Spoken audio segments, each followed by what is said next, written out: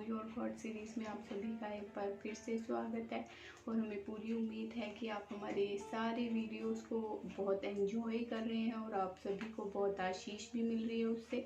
और पिछले वीडियो में हमने बात करी थी इस बारे में कि हम परमेश्वर को कैसे जानते हैं, और हमने ये जाना था वचन के द्वारा कि प्रभु यीशु मसीह ही हैं जो परमेश्वर के रूप में जिन्हें हम जानते हैं और जो परमेश्वर के बेटे हैं।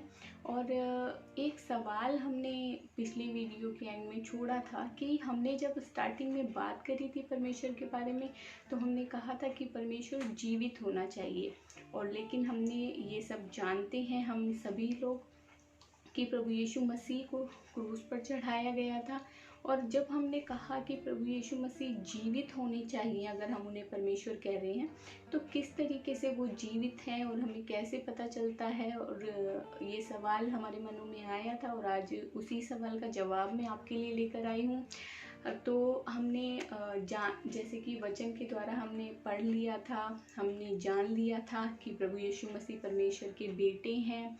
और क्रूस की कथा तो हर किसी को, हर एक जन को पता है। हर जन, मैं विश्वास करती हूँ कि 25 दिसंबर को यानी कि बड़े दिन हम सभी लोग चर्च भी जाया करते हैं, चाहे प्रभु को जानते हैं चाहे नहीं जानते, चाहे किसी भी धर्म किसी भी रिलीजन से हम बिलोंग करते हैं, लेकिन हम 25 दिसंबर को ज़रूर मनाते हैं। तो इसीलिए हम ये अच्छे से जानते हैं कि प्रभु यीशु मसीह को क्रूस पर चढ़ाया गया था। लेकिन आज जो हमारे सवाल का जवाब है वो क्या है कि प्रभु यीशु मसीह को जब क्रूस पर चढ़ा दिया गया, तो आज हम उन्हें जीवित किस तरीके से कह सकते हैं और किस तरीके से, जैसे मैंने आपसे कहा था कि मैं कोई आपसे हवा में बातें नहीं करूंगी, परंतु मैं जो भी बातें करूंगी आपसे वो सबूत और गवाह के बिनाहों पे होगी। तो आज वही सबूत मैं आपके लिए लेकर आई हूँ और गवाह भी हैं। धीरज रखिए, सब चीज़ें मैं आपको धीरे धीरे करके बताऊंगी, क्योंकि सच जो है उसको रोका तो जा सकता है कुछ समय के लिए, लेकिन हमेशा के लिए नहीं। तो आपको ज़रूर से जो सच है पता चलेगा पूरा पूरा। तो चलिए शुरू करते हैं। वचन से ही मैं आपको बताना शुरू करूंगी। तो बाइबल में लूका की पुस्तक उसके 24वें अध्याय में आज मैं आपके लिए पढ़ने वाली हूँ। ये जो मिलती है बातें, ये जो 24 अध्याय 24 चैप्टर की मैं बात कर रही हूँ, ये है आपकी प्रभु यीशु मसीह जब क्रूस पर चढ़ा दिए गए थे उसके बाद की चीज़ें यहाँ पर लिखी हुई हैं। और चलिए पढ़ते हैं और जानते हैं कि आखिर क्रूस पर चढ़ाए जाने के बाद क्या हुआ था। तो यहाँ कुछ इस तरीके से लिखा है, परंतु सप्ताह के पहले दिन बड़े भोर को वे उन सुगंधित वस्तुओं को जो उन्होंने तैयार की थी लेकर कब्र पर आई। ये कुछ महिलाओं की बात हो रही है। कौन सी महिलाएं, ये नीचे हमें मिलता है। जो महिलाएं हैं ये वो महिलाएं हैं जो कि प्रभु यीशु मसीह से मिला करती थी, जिन्होंने उनके चिन्ह और चमत्कारों को देखा हुआ था, जो उन्हें अच्छे तरीके से जानती थी। उनकी कब्र पर वो आई हैं ये सोचकर कि उनकी कब्र जो है उनमें उनका शव अभी भी पड़ा होगा और हम उसमें कुछ सुगंधित द्रव्य, कुछ ऐसी चीज़ें डालेंगे जिससे उनमें महक आ जाएगी। ये सोचकर ये औरतें, यहाँ पर स्त्रियां जो हैं आई थी। और इनमें जो स्त्रियां थी उनमें शामिल थी मरियम मगदलीनी और योन्ना और याकूब की माता मरियम। चलिए ये सब चीज़ें आप वचन में से पढ़िएगा तो आपको पता चलेगा कि क्या क्या रोल्स इन स्त्रियों के बाइबल में रहे हैं। तो ये जो है अब आई हैं प्रभु यीशु मसीह की कब्र पर आई हैं। किस लिए आई हैं? सुगंधित द्रव्य लेकर उनकी कब्र पर वो आई हैं। और आगे क्या होता है चलिए देखते हैं। उन्होंने पत्थर को कब्र पर से लुढ़का हुआ पाया, पर भीतर जाकर प्रभु यीशु का शव ना पाया। तो जी हाँ, अगर आपने पुराने ज़माने की कब्रें देखी हैं या आपने कभी सुना होगा, तो इस तरीके से कब्रें जो आज के समय में होती हैं कि ज़मीन में जो है खोद के इंसान का शव रखा जाता है, उस तरीके से नहीं, परंतु एक गुफा की तरह उसमें पत्थर रखकर एक शव को दफनाया जाता था, उसमें रखा जाता था।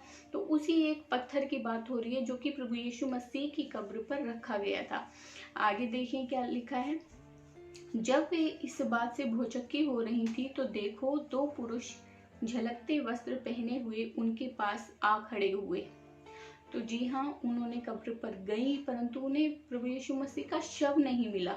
तो उन्हें क्या हुआ, बहुत चक्की हो रही थी, यानी कि वो सोच रही थी, वो इस विचार में आ गई थी कि क्या ऐसा हो सकता है कि प्रभु यीशु मसीह को तो हमारे सामने ही क्रूस पर लटकाया गया था, उनका प्राण जो है निकल चुका था, उनको इसी कब्र में रखा गया था, और आज जब हम तीसरे दिन आए हैं, और ये तीसरा दिन अगर आप ध्यान देंगे तो अगर आपने कभी सुना है, मैं विश्वास करती हूँ ज़रूर से आपने ईस्टर के बारे में सुना होगा। जी हाँ, पुनरुत्थान दिवस ईस्टर को ही कहा जाता है, और ये वही दिन है जिसमें प्रभु यीशु मसीह जी उठे थे। तो आगे देखें क्या लिखा है। दो पुरुष झलकते हुए वस्त्र पहने हुए उनके पास आ खड़े हुए।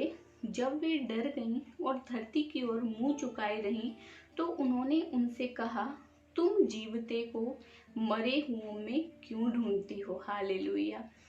जीवते को मरे हुए में क्यों ढूंढती हो। तो जी हाँ, जो हमने सोचा था वो बिल्कुल हमें मिलेगा वचन में पूरे तरीके से, कि प्रभु यीशु मसीह कोई मृतक नहीं, वो तो जीवित परमेश्वर है।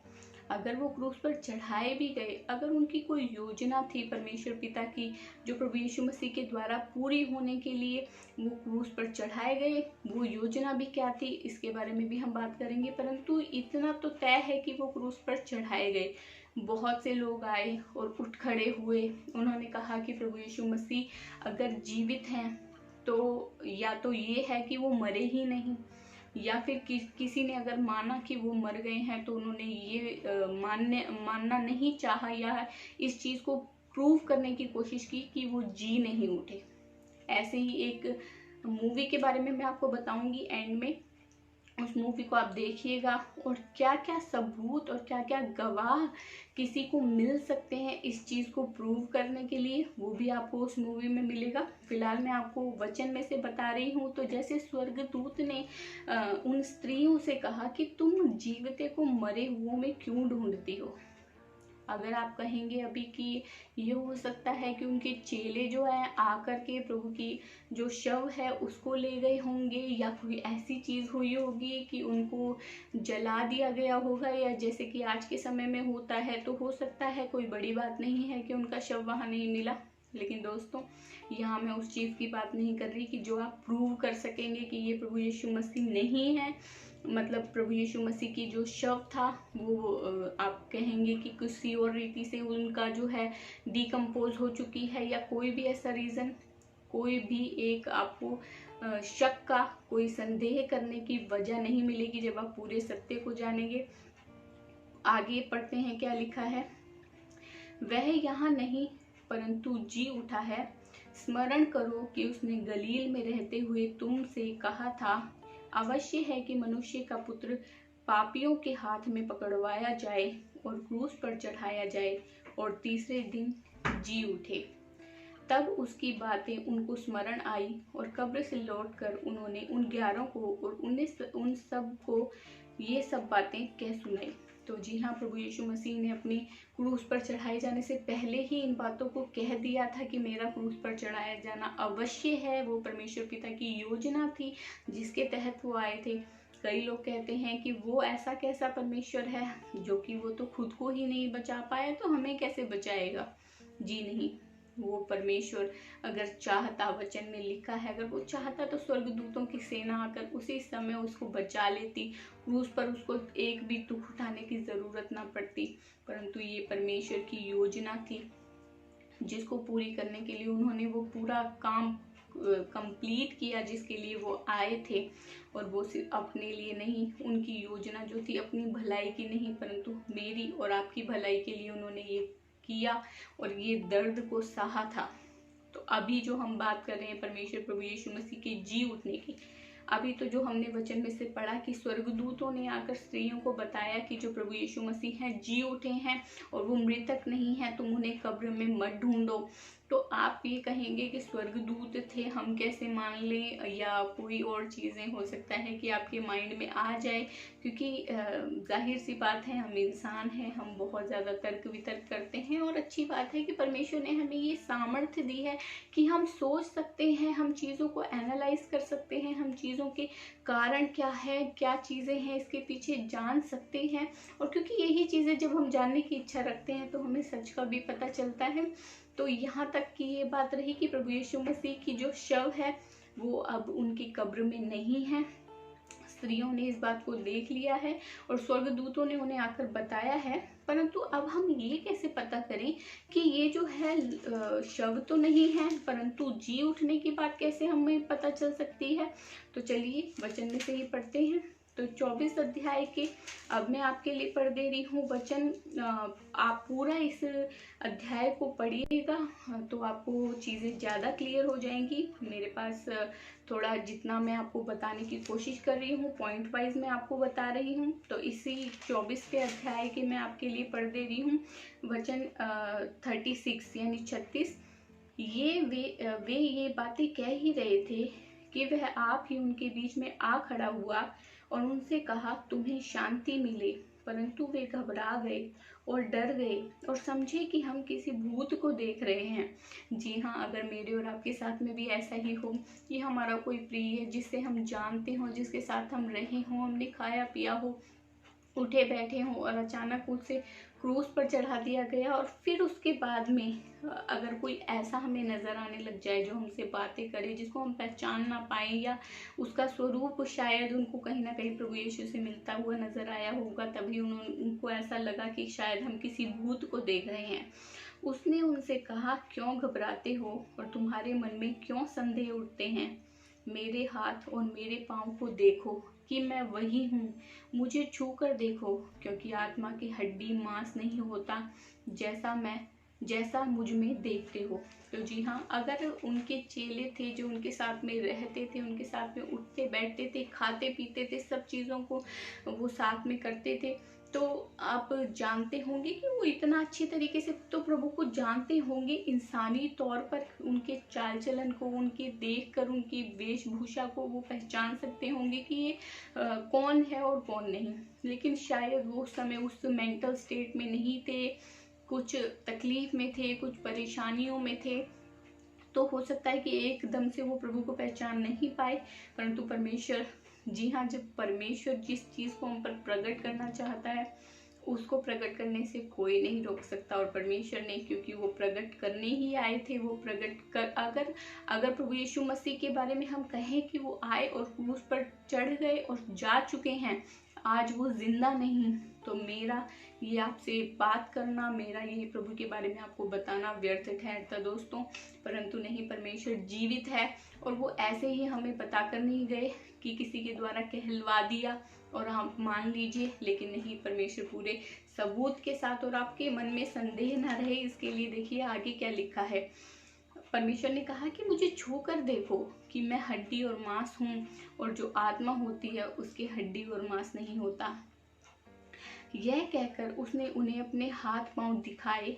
जब आनंद के मारे उनको प्रतीति न हुई और वे आश्चर्य करते थे, तो उसने उनसे पूछा, क्या यहाँ तुम्हारे पास कुछ भोजन है? जी हाँ, ये चेलों से प्रभु यीशु मसीह बात कर रहे हैं कि तुम्हारे पास कुछ भोजन है। हो सकता है कि प्रभु यीशु मसीह अगर उनसे ना मांगते भोजन के बारे में, तो वो कहते कि देखने में तो इंसान ही थे, लेकिन हम ये नहीं जानते कि सच में वो प्रभु यीशु मसीह जी उठे थे या फिर वो सिर्फ एक आत्मा थे।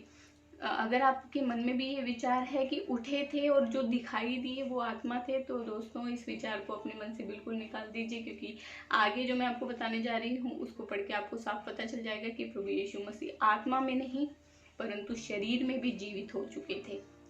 तो उन्होंने उनसे कहा कि मुझे तुम्हारे पास खाने के लिए कुछ भोजन है। उन्होंने उसे भुनी हुई मछली का टुकड़ा दिया, उसने लेकर उनके सामने खाया। फिर उसने उनसे कहा, ये मेरी वे बातें हैं जो मैंने तुम्हारे साथ रहते हुए तुमसे कही थी कि अवश्य है कि जितनी बातें मूसा की व्यवस्था और भविष्यवक्ताओं और भजनों की पुस्तकों में मेरे विषय में लिखी हैं सब पूरी हों। जी हाँ दोस्तों, परमेश्वर ने अपने वचन में पहले से ही सब बातें लिखी हैं। ये तो मैं वो बातें हैं जो मैं आपको कह रही हूँ कि प्रभु यीशु मसीह ने अपने चेलों से बातें करी थी, अपने बारे में, अपने क्रूस पर चढ़ाए जाने के बारे में, अपने जी उठने के बारे में। परंतु शायद उनका मन उस समय उतना तैयार नहीं था कि उस बातों को ग्रहण कर सके। लेकिन जो बाद में है, उन्होंने उस बात को जब देखा अपने सामने तो उन्होंने उस बात को ग्रहण किया, उस पर विश्वास किया, क्योंकि आंखों से देखी हुई चीज़ को तो कोई इनकार नहीं किया जा सकता दोस्तों। अगर आपको कोई बताए तो शायद हो सकता है कि आप उसके बारे में कहें कि हम नहीं जानते कि ये सच बोलता है या झूठ, लेकिन अगर आपके सामने ही कोई चीज़ होगी तो आप उसका इनकार बिल्कुल भी नहीं कर पाएंगे। ऐसा ही चेलों के साथ में भी हुआ था, और प्रभु यीशु मसीह ने यही कहा कि जो मेरे बारे में बातें लिखी गई हैं, बल्कि उनके जन्म से पहले जो स्वर्गदूत ने आकर उनकी माता को सुसमाचार दिया था, उससे पहले की भी बातों के बारे में मैं बात कर रही हूँ कि उनके होने से भी कई वर्ष पहले ही भविष्यवक्ताओं के द्वारा परमेश्वर पिता ने इस बात को प्रकट किया था कि जगत के लिए एक उद्धारकर्ता जन्म लेने वाला है। उसी के बारे में परमेश्वर इस समय बात कर रहे हैं। और यही नहीं, आगे अभी एक वचन मैं आपके लिए पढ़ देती हूँ। ये आपको मिलेगा वचन पहला कुरिन्थियों उसका 15 अध्याय और उसका 3 पद। यहाँ पे कुछ इम्पोर्टेंट चीज़ है जो मैं आपके साथ में बांटना चाहती हूँ। इसी कारण मैंने सबसे पहले तुम्हें वही बात पहुँचा दी जो मुझे पहुँची थी कि पवित्र शास्त्र के वचन के अनुसार यीशु मसीह हमारे पापों के लिए मर गया और गाड़ा गया, और पवित्र शास्त्र के अनुसार तीसरे दिन जी भी उठा। तब कैफा को, तब 12 को दिखाई दिया, फिर 500 से अधिक भाइयों को एक साथ दिखाई दिया, जिनमें से बहुत से अब तक जीवित हैं पर कुछ सो गए। फिर वह याकूब को दिखाई दिया, तब सब प्रेरितों को दिखाई दिया। सबके बाद मुझको भी दिखाई दिया, जो मानो अधूरे दिनों का जन्मा हूँ, क्योंकि मैं प्रेरितों में सबसे छोटा हूँ, वरन प्रेरित कहलाने के योग्य भी नहीं, क्योंकि मैंने परमेश्वर की कलीसिया को सताया था। तो ये जो पत्री है जिसके बारे में मैं पढ़ रही हूँ कुरिन्थियों, ये पौलुस प्रेरित ने लिखी है, जो कि परमेश्वर की कलीसिया को सताया करते थे। और परमेश्वर ने स्वर्ग में उठाए जाने के बाद में भी एक बार दर्शन दिया है उनको। तो वो तो जब प्रभु यीशु मसीह इस पृथ्वी पर रहते थे तब वो उनके चेले नहीं थे। फिर भी हाँ, नया नियम जो है उसमें से आधी से ज़्यादा पुस्तकें जो हैं पौलुस ने लिखी हैं, और उनका जो एनकाउंटर प्रभु यीशु मसीह के साथ में हुआ था उसी के बारे में वो यहाँ पर बात कर रहे हैं। और जैसे मैंने अभी पढ़ा, 500 लोगों को जी उठने के बाद में वो 500 से ज़्यादा लोगों को दिखाई दिए थे। और मैं आपसे जो बात कर रही थी एक मूवी के बारे में, एक मूवी है जिसका नाम मैं आपको बता देती हूँ, द केस ऑफ क्राइस्ट 2017। इस मूवी को ज़रूर से देखिएगा दोस्तों। इस मूवी में आपको बहुत सी चीज़ें मिलेंगी जो कि अगर आपके मन में कहीं ना कहीं डाउट आता है तो उस डाउट को आप क्लियर कर सकते हैं, क्योंकि हम हमेशा यही कोशिश करते हैं कि हम दूसरों की गलतियों से सीखें, ना कि हम खुद गलती करें और फिर सीखें। तो हमें बहुत ज़्यादा इसके लिए टाइम लगाना पड़ेगा, बहुत ज़्यादा कीमत भी शायद हमें चुकानी पड़े। ऐसे ही इस मूवी को आप देखिएगा। अगली वीडियो में मैं उसके बारे में भी आपसे बात करूंगी। बहुत सी चीज़ें हैं जो अभी मैंने आपको बताई हैं, आपको उस मूवी से क्लियर हो जाएंगी। और वो बिल्कुल सच्ची घटना पर आधारित मूवी है, कोई काल्पनिक नहीं है। और जिनके ऊपर वो मूवी बनी हुई है उनके बारे में भी आप पढ़ सकते हैं, तो आप जानेंगे कि इसमें कोई वो नहीं है कि कोई काल्पनिक कथा के बारे में मैं आपको बता रही हूँ। तो ये जीवित होने की बात है जो मैंने परमेश्वर के बारे में आपसे कही थी कि हमारा परमेश्वर जो है जीवित होना चाहिए। और प्रभु यीशु मसीह जब क्रूस पर चढ़ाए गए उसके बाद वो जीवित कैसे हैं उसके बारे में आज हमने बात करी है कि प्रभु यीशु मसीह तीसरे दिन अपने वचन के अनुसार, जैसा कि उन्होंने बताया था, जी उठे थे। और आत्मा में नहीं परंतु पूरे शरीर में वो जीवित हो चुके थे। और 500 से ज़्यादा लोगों को वो दिखाई दिए हैं, और इसका पूरा प्रूफ है। आप मूवी ज़रूर से देखिएगा, आपको बहुत आशीष मिलेगी। और आज के लिए इतना ही। अगली वीडियो में हम फिर आपसे मिलेंगे। इस वीडियो से आपका कोई भी सवाल है कमेंट करके ज़रूर से बताइएगा। अगर आपको आशीष मिली है तो लाइक शेयर सब्सक्राइब ज़रूर कीजिएगा।